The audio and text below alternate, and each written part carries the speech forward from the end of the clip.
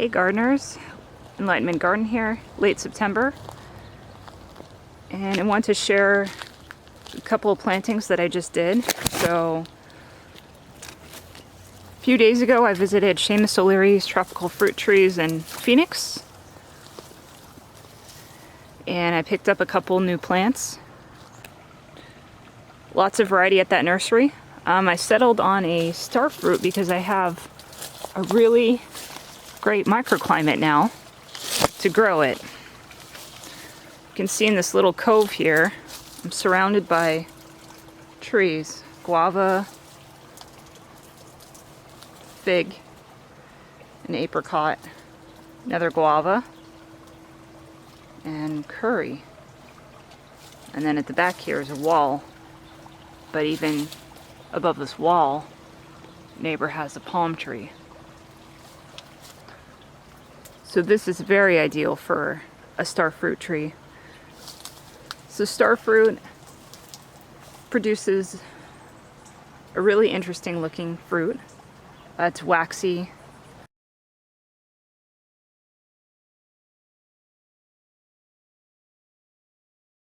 And when you cut that starfruit in half, the shape is a star, hence its name. The fruit is 90% water, so it's very refreshing. It's got like the crunch of an apple, but almost the juiciness of a melon. Not real sweet, but very refreshing. And there have been quite a few people in the Phoenix area that have been successful with starfruit, so I know it's something that I can definitely get to grow here. So this tree originated in Asia, but certainly people are growing it in any kind of subtropical climate. Here in the US, it's really common in Florida. It's a pretty nutritious fruit.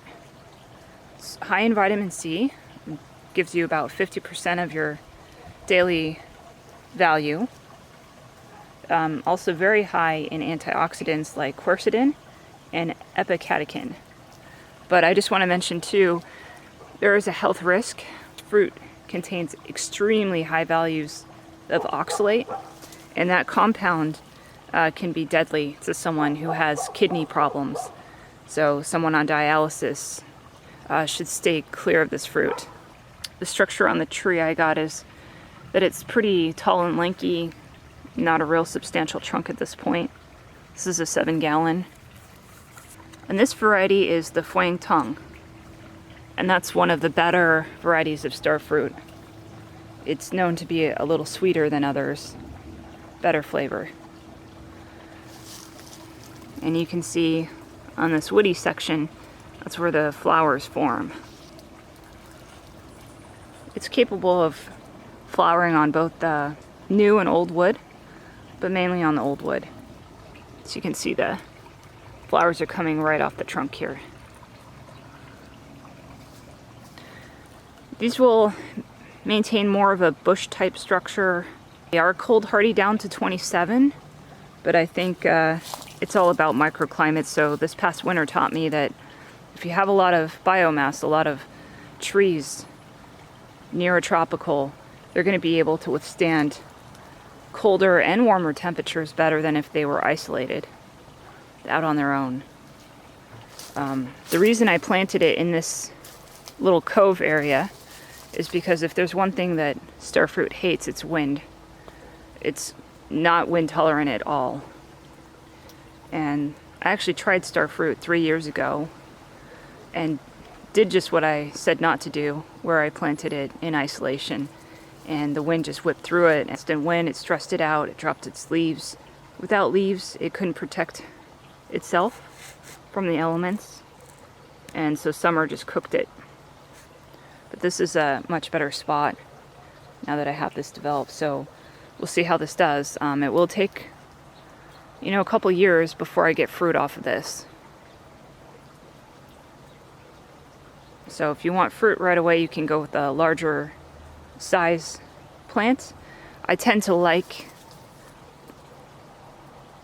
to get my trees smaller so that the roots can grow into the soil. I don't like them being grown in pots. They tend to become root bound when they're in those large size containers. Anyway, so this is the new addition, the carambola guangtong. So my next purchase was a mango. My microclimate has not fully developed. This was all started in May, but logistically you can see here, we've got a sea breeze bamboo right there. We've got another sea breeze out there, and we have an old hami right there.